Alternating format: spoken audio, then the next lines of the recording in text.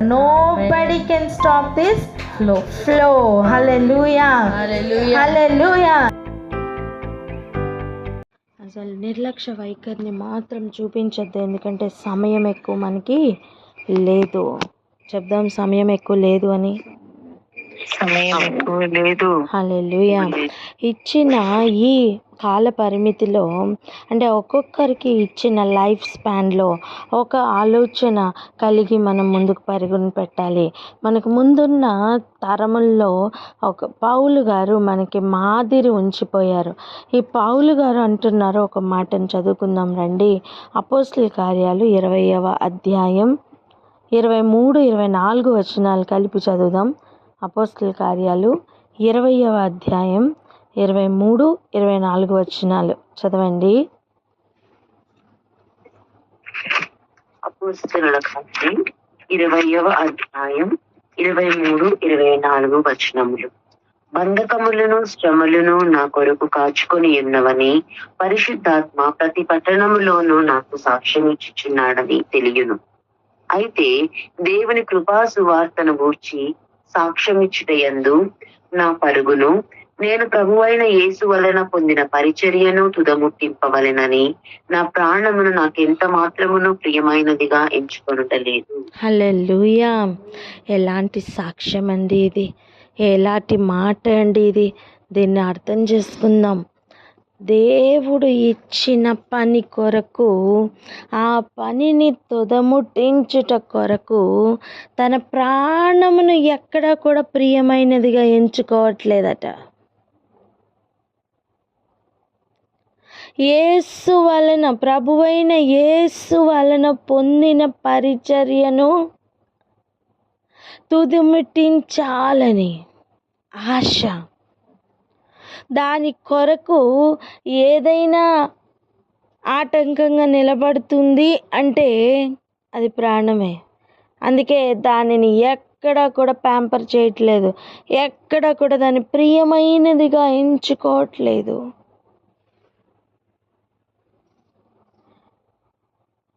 యేసులోనికి వచ్చిన ప్రతి ఒక్కరికి కూడా ఫస్ట్ రావాల్సిన మనస్సు ఇదే. తన ప్రాణంను ప్రియమైనదిగా ఎంచుకొనకుండా ఆయన ఇచ్చిన పనిని తుదముట్టించాలి అనే ఆశ ప్రారంభం అవ్వాలి. ఎగ్జాక్ట్గా ఇదే ఆలోచనతో కదిలారు యేసు ప్రభు కూడా.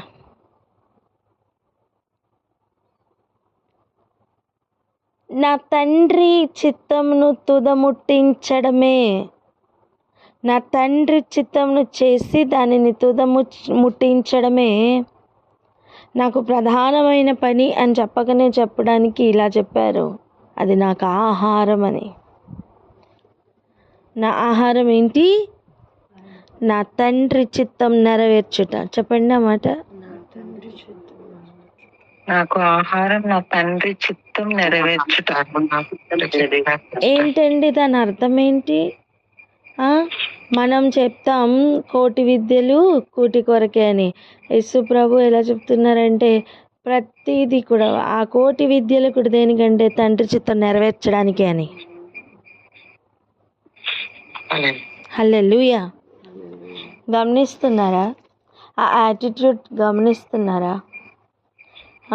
ఇదే ప్రార్థన చేసుకుందాం. ఏమనంటే సంఘములన్నిటిలోని కూడా ఇటువంటి ఆశ ఎక్కువ అవ్వాలని ప్రార్థన చేద్దాం. లేదు అని అనద్దు. సంఘంలో అన్నీ కూడా సిద్ధపడుతున్న సమయమే ఇది. ఎవరికంటే తక్కువ కాదండి, ఎవరికంటే ఎక్కువ కాదండి. పిలుచుకున్నవాడు దేవుడు, సిద్ధపరుస్తున్నవాడు దేవుడు.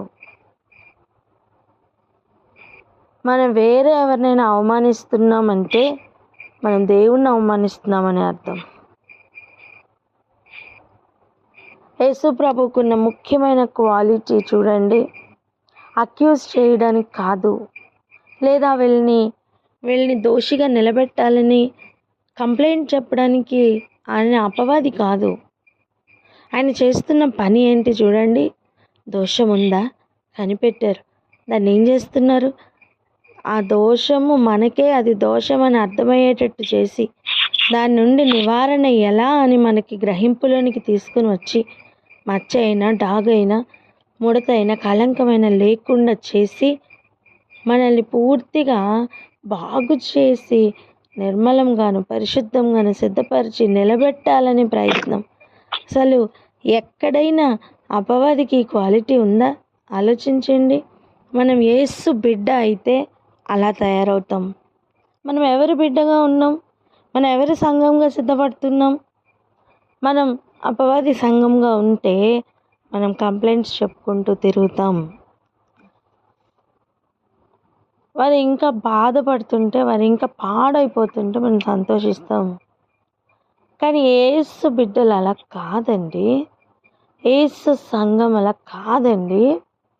తప్పిపోయిన ఒక గొర్రె పిల్ల కొరకు కాపరి వెళ్తే తనతో ఉన్నవారు ఆ గొర్రె పిల్ల కొరకు కాచుకొని ఉంటారు. తప్పిపోయిన కుమారుడు వలె ఎవరైనా తప్పిపోతే ఆ కుమారుడు ఇంటికి వస్తారని నిరీక్షణతో ఉన్న తండ్రితో పాటు ఇంటిలో ఉన్న పనివారు కూడా ఎలా నిరీక్షిస్తూ ఉన్నారో అలా ఉంటారు. అటువంటి ఆశ మనకు కూడా ఉండాలి. ఈరోజు ఒకటే ప్రార్థన చేద్దాం. ఆయన పరిచర్యను తుదముట్టించాలి అనేదే ఒక ఆశగా ఆలోచనగా పెట్టుకొని అదే ధ్యేయంగా పెట్టుకొని కదిలిన పౌలు మన ఎదురుగుండా ఉన్నారు. ఆయన పరిచర్యను, ఆయన ఇచ్చిన పనిని, ఆయన చిత్తంను కంప్లీట్ చేయడమే నాకు ఆహారం అని చెప్పి యేసు ప్రభు మన ఎదురుగుండా దృష్టాంతంగా నించున్నారు. ఈరోజు నువ్వు నేను ఎలా ఉంటున్నాం? ఆయన పనినే ప్రాధాన్యతగా పెట్టుకొని కదులుతున్నామా లేదా? ఇక్కడే ఆగి ప్రార్థన చేద్దాం. ఎవరైనా ప్రార్థన అందుకోండి.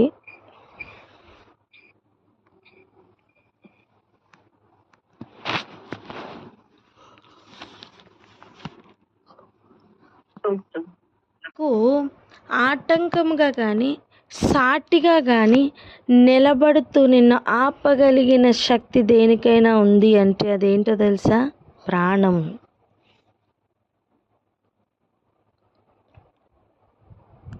అందుకనే తన ప్రాణమును ప్రియమైనదిగా ఎంచుకోలేదట. మనం ఏం చేసిన భూమి మీద ఆలోచించండి, మన ప్రాణం కొరకే చేస్తాం. మన దేహం కొరకు చేస్తున్నాం. ప్రాణం, ఆత్మ, దేహం. మనం కష్టపడేది మొత్తం దేని కొరకు? మన శరీరాన్ని సుఖపెట్టడానికే, మన శరీరాన్ని పోషించడానికే. ఒక చిన్న ఎగ్జాంపుల్ చూడండి. రోజుకి ఎన్ని పూటలు తింటాం? 3 పూటలు. 2-3 పూటలు ఖచ్చితంగా తింటాం. ఆ 3 పూటలు తినడం కోసం ఎంత ప్రయాసపడుతున్నామండి. ఒక్కొక్క ఇంగ్రీడియంట్ తీసుకుని వచ్చి దాన్ని సంపాదించుకొని ఎక్కడ మేలైన దొరుకుతుందో ఎంత దూరం నుంచైనా సరే తెప్పించుకొని పెట్టుకొని కొట్లల్లో ధాన్యాన్ని నింపుకుంటూ ఒకసారి ఆలోచించండి. ప్రతి దినం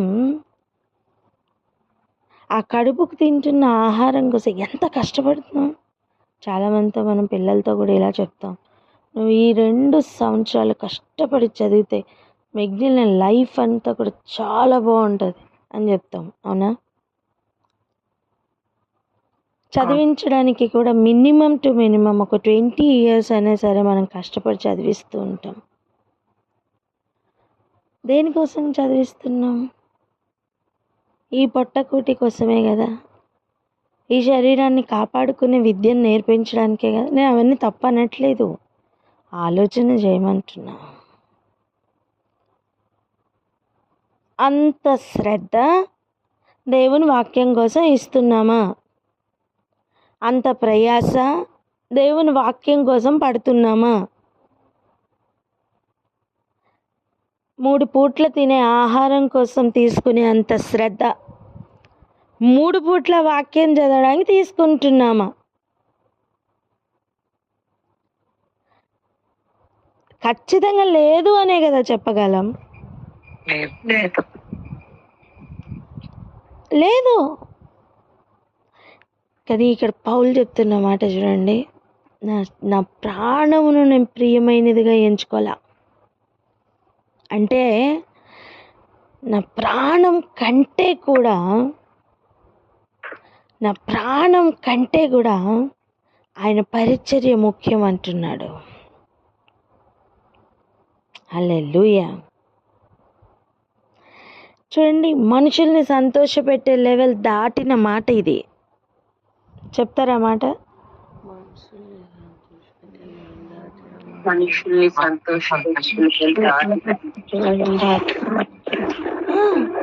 ఎవరేమనుకుంటారో, వాళ్ళేమనుకుంటారో, ఆ లెవెల్ కాదండి ఇది.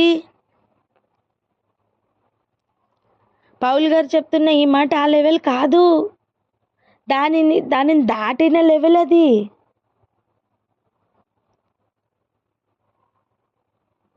ఇక్కడ శరీరము ప్రాణము కలిసి పనిచేస్తూ నిన్ను ఆపుతూ ఉంటాయి నాన్న. ఆత్మకు శరీరం ఎప్పుడు విరోధంగానే పనిచేస్తుంది కదా. నువ్వు చేద్దామని చెప్పిన పనిని ఆపుతూ నీకు ఆటంకంగా నిలబడుతున్నది నీ శరీరం, నీ ప్రాణమే.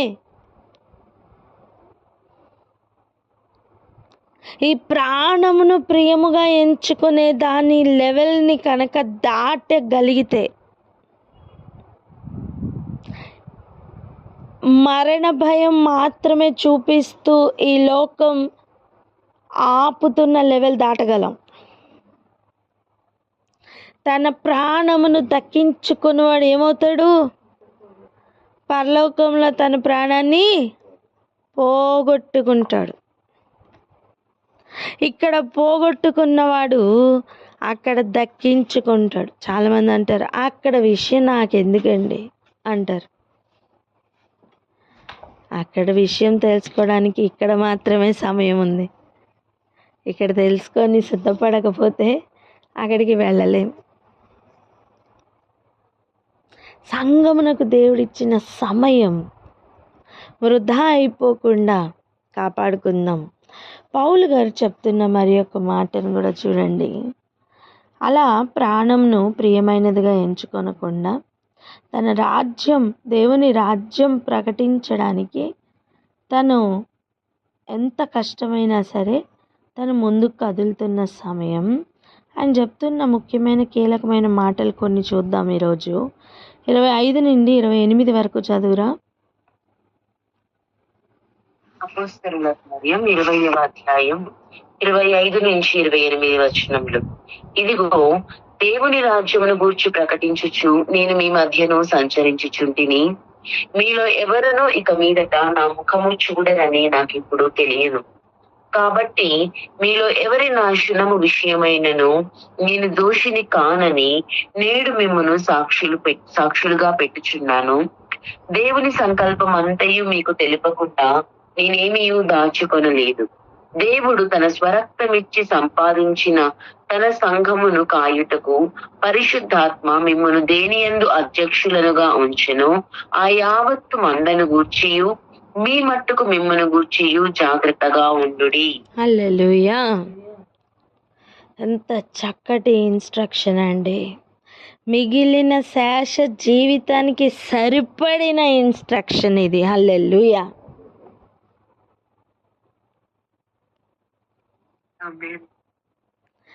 చెప్తున్నది మిగిలిన శేష జీవితం అంటే 30-40 సంవత్సరాల గురించి కాదు, ఇప్పటి వరకు ఉన్న 2000 సంవత్సరాల గురించిన మాట అంటున్నాను. హల్లెలూయా. దేవుడు చెప్పినదంతా కూడా, తన సంకల్పం అంతా కూడా తెలపకుండా నేను ఏమీ దాచుకోలేదు. సమస్తమును మీకు చెప్పానని చెప్తున్నారు. చెప్తున్న మాట చూసారా? దేవుడు తన స్వరక్తం ఇచ్చి సంపాదించిన తన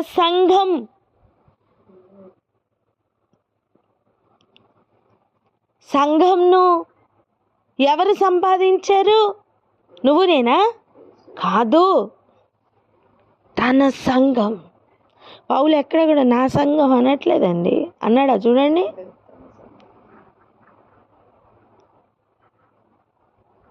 చెప్పాలి, అన్నాడా? తన సంఘం. తన సంఘం. ఎవరి సంఘం అండి? దేవుని సంఘం, క్రీస్తు యొక్క సంఘం. సంఘం గురించి కష్టపడింది ఎవరు? యేసు ప్రభు. రక్తం పెట్టింది ఎవరు? యేసు ప్రభు. ప్రాణం పెట్టింది ఎవరు? యేసు ప్రభు.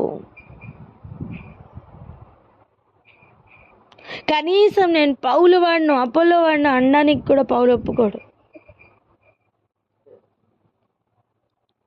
పౌలుకి ఎంతో క్లారిటీ ఉంది, ఇది ఆయన సంఘం అని. ఒక మాట చెప్తా చూడండి, ఒక ఎగ్జాంపుల్ చెప్తా చూడండి. అమెరికాలో భార్యాభర్తలు ఉన్నారనుకోండి. ఎక్కడున్నారు? అమెరికాలో భార్యాభర్తలు ఉన్నారు. ఒక పని నిమిత్తం భర్త ఇండియా వచ్చారు. ఇప్పుడు భార్య ఒక్కరితే అక్కడ ఉండిపోయింది. ఇప్పుడు భార్యకు ఇంతకుముందు ఎప్పుడు కూడా ఇండియాకి వచ్చిన అనుభవం లేదు. ఇప్పుడు సడన్గా భార్య అమెరికా నుండి ఇండియాకి రావాలి, అలాంటి సిచ్యువేషన్ వచ్చింది. ఓకేనా? భార్య ఒక్కరితే రావడానికి అవ్వదు కనుక, తెలియదు కనుక, ఇక్కడ ఉన్న భర్త, ఎక్కడున్న భర్త? ఇండియాలో ఉన్న భర్త అమెరికాలో ఉన్న ఒక స్నేహితునికి ఫోన్ చేసి నా భార్యను తీసుకొని రా అని చెప్పారనుకోండి. వింటున్నారా? వారిద్దరికీ కలిపి టికెట్స్ బుక్ చేశారు, రమ్మని చెప్పారు, తీసుకొని రమ్మని చెప్పారు. ఇప్పుడు అక్కడి నుంచి ఇక్కడికి చేరేంత వరకు కూడా ఆ వ్యక్తికి ఆ భార్యను చూసిన సమయం ఏమనిపిస్తుంది? ఇది ఎవరి భార్య అనిపిస్తుంది? చెప్పండి. నా ఫ్రెండ్ భార్య, అవునా కదా? సంఘమును కూడా అలా చూడాలి. హల్లెలూయా. బాప్తిస్మం ఇచ్చిన యోహానికి సంఘంను చూసినప్పుడు అదే ఫీలింగ్ అండి.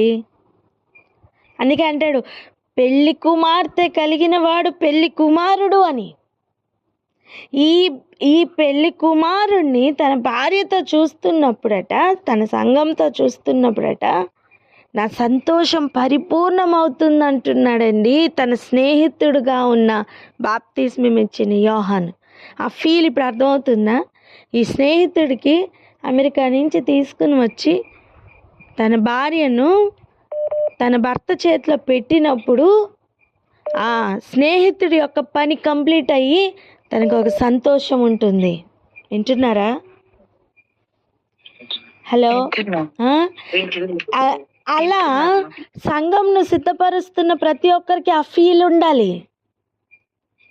సంఘం కొరకు ప్రాణం ఇచ్చింది ఆయన, టికెట్ కొన్నది ఆయన, నేను చేర్చవలసింది ఆయన దగ్గరికి. ఇంత క్లారిటీ కావాలి. ఒక్క క్షణమైనా సరే ఈ భార్య నాది అన్న ఫీలింగ్ కనుక ఆ ఫ్రెండ్కి వచ్చిందంటే, ఆ ఫ్రెండ్ని భర్త ఏం చేస్తాడండి? నరికి పోగులు పెడతారా లేదా? ఎగ్జాక్ట్గా అదే పరిస్థితి ఉంటుంది ఇక్కడ కూడా. సంఘం, ఆయన సంఘం తన చిత్తానుసారంగా తన స్వరక్తం ఇచ్చి సంపాదించుకుని తన సంఘం. సాటి అవయవాలుగా నీకు బాధ్యత, భారం ఉందా? అయితే ఈరోజు ఈ మాట విను. ఏంటట? తన సంఘమును కాయుటకు పరిశుద్ధాత్మ మిమ్మును దేనియందు అధ్యక్షులుగా ఉంచెనో. తన సంఘంను తన దగ్గరికి చేర్చుకునేంత సమయం వరకు ఆయా కాలముల్లో మిమ్మల్ని దేని మీద అధ్యక్షులుగా ఈ పని అప్పగించి ఇది నువ్వు చెయ్యి, ఇది నువ్వు చెయ్యి, ఇది నువ్వు చెయ్యి అని చెప్పి తన పరిచర్యను అప్పగించారో ఆ పని మీద లక్ష్యం ఉంచాలి. ఆ పని మీద ఎటువంటి మనస్సు ఉండాలి? ఆ పని కంప్లీట్ చేయడానికి, ఆ పని తుదముట్టించడానికి ప్రాణమును ప్రియముగా ఎంచుకోవద్దు. ఒకటి. రెండవది, మీ మట్టుకు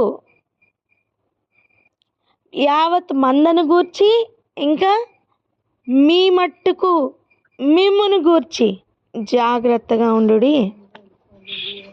ఆ సంఘంలో నువ్వు కూడా ఉన్నావు. ఆ సంఘంలో నువ్వు నేను ఉన్నాం. చెప్పండి అన్నమాట. ఆ సంఘంలో నువ్వు నేను ఉన్నాం. ఆ సంఘంలో నువ్వు నేను ఉన్నాం కనుక ఒకటి, యావత్ మంద గురించి జాగ్రత్తగా ఉండాలి. రెండు, మన మట్టుకు మనము జాగ్రత్తగా ఉండాలి. నీ మట్టుకు నువ్వు జాగ్రత్తగా ఉండు అని చెప్తున్నారు. సో ప్రతి ఒక్కరికి బాధ్యత ఉంది. ఇజ్రాయేల్లోనట ప్రతి ఒక్కడు సైనికుడేనట. అలా పని లేనివాడు ఎవడు లేడండి. పని రానివాడు, పని లేనివాడు, పని చెయ్యనివాడు, పని ఏంటి? వాని పేరేంటి? పనికి రానివాడు. అంతే కదా? చెప్పండి. పనికి రానివాడు, అంతేనా? పనికి రాని ప్రతి తీగను ఏం చేస్తారు? తీసి పారవేస్తారు. పీకి పారవేస్తారు, పేరుకి పారవేస్తారు. అంతే కదా? అంటే ప్రతి ఒక్కరికి పని ఉందనే కదా. హల్లెలూయా. ప్రతి ఒక్కరికి పని ఉందని అర్థం. నీకే పని లేదు, నువ్వు కూర్చో అంటే నిన్ను పనికి రాని వాడిగా సిద్ధపరుస్తున్నారని అర్థం. వింటున్నారా? ఒక్కొక్కరికి ఒక్కొక్క పని అప్పగిస్తారు. పరిశుద్ధాత్ముడు అప్పగిస్తారు. ఇచ్చిన పనిని నువ్వు జాగ్రత్తగా శ్రద్ధ పెట్టాలి. ఏ పని చేయకపోతే దాని పేరు పనికి రాని తీగే. పనికి రాని తీగలు ఆయన ఉంచుకోరు. ప్రతి తీగకు పని ఉంది. ప్రతి తీగ ఫలించాలి. అదేనండి సంఘం.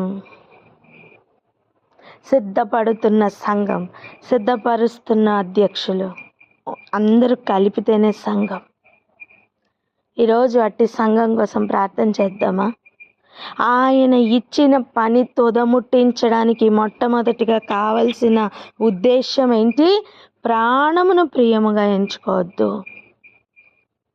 ప్రాణమును చూపించే నీ పనికి ఆటంకాన్ని చూపిస్తాడు అపవాది.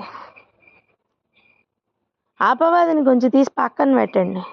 నీ పని నువ్వు కంప్లీట్ చేయడానికి ఆటంకంగా ఏదైనా నిలబడుతుందంటే అది నీ ప్రాణమే. నీ శరీరం, నీ ప్రాణం నీకు దేవుడిచ్చిన పనికి ఆటంకములుగా నిలబడుతూ ఉంటాయి. వాటిని దాటాలా? ఒక యజమానుడు 1,00,000 రూపాయలు చేతికిచ్చి ఇది తీసుకెళ్ళి బ్యాంకులో కట్టమని చెప్పాడు అనుకోండి. నీకేం పని ఇచ్చారు అప్పుడు? చెప్పండి. నీకేం పని ఇచ్చారు? బ్యాంకులో కట్టమని. ఎంత ఇచ్చారు? 1,00,000 రూపాయలు ఇచ్చారు. ఇప్పుడు ఈరోజు నీకు సడన్గానే ఇంటిలోని ఎవరికో ఒంట్లో బాగాలేదు, సడన్గా హాస్పిటల్లో జాయిన్ చేయాలి. వాళ్ళు అక్కడ 1,00,000 రూపాయలు కట్టమన్నారు. నీ ముందున్న అవసరం ఎంత? 1,00,000. నీ చేతిలో ఉన్న పని కూడా, ఆ పనికి సంబంధించిన డబ్బు కూడా ఎంత? 1,00,000. ఇప్పుడు చెప్పు, నువ్వు దేనికి ప్రాధాన్యత ఇవ్వాలి? బ్యాంకుకి కట్టమన్న పనికి ఆ 1,00,000 తీసుకెళ్ళి కట్టాల్సిందే. ఒకవేళ ఆ డబ్బు గనక ఇక్కడ అనారోగ్యం కోసం ఖర్చు పెడితే నువ్వేమవుతావు? దొంగ అవుతావు. చెప్పండి, ఏమవుతావు? నువ్వు దొంగ అవుతావు. అవసరత ఏదన్నా కానీ నువ్వు దొంగ అవుతావు. ఎగ్జాక్ట్గా దేవుని పని కూడా అటువంటిదే. వింటున్నారా? వింటున్నాను. ఎగ్జాక్ట్గా దేవుని పని కూడా అటువంటిదేనండి. తన ప్రాణంను తను ప్రియముగా ఎంచుకోలేదు అంటే దాని అర్థం అంత కఠినంగా ఉంటుంది. దేవుడు పని ముందు నీకు వచ్చే అవసరత కూడా నీ ప్రాణం ఇంపార్టెంట్ అన్నంత అవసరతే వస్తుంది. నువ్వు దాన్ని ఇంకెప్పుడు దాటుతావు చెప్పండి? నీ ప్రాణాత్మ దేహాలతో ఇంకెప్పుడు దాటుతావు అని సొంత ప్రాణాన్ని అడగండి. ఇంకెప్పుడు దాటుతాం? నీకు దేవుని పని గురించిన ఒక పని నీకు ఇచ్చి నీ చేతికిచ్చి నిన్ను అధ్యక్షులుగా పెట్టారు అంటే దాన్ని నువ్వు తుదముట్టించడానికి మొట్టమొదటిగా ఆ పని యందు శ్రద్ధ ఎలా ఉండాలంటే ఇది చెయ్యకపోతే నా ప్రాణం పోతున్నంతగా ఫీల్ అవ్వాలి. ఏనాడైతే అంత శ్రద్ధ తీసుకుంటావో దేవుని పని ఎప్పుడైతే ముఖ్యం అవుతుందో అప్పుడు నీ లెవెల్ మారుతుంది. తన స్వరక్తం ఇచ్చి కొన్న తన సంఘం గురించి ఇచ్చిన బాధ్యత నెరవేర్చడానికి ఒక్కొక్కరికి కూడా అటువంటి మనస్సు రావాలండి. ఈరోజు అలాంటి మనస్సు కొరకు ప్రార్థన చేద్దామా? అర్థం చేసుకోవడానికి ఎక్కడైనా కష్టంగా ఉందా? లేదే. పని చేయడానికే కష్టంగా ఉంటుంది. చేద్దాం, ఇష్టంగా చేద్దాం. ప్రార్థన చేసుకుందాం అక్క. హల్లెలూయా.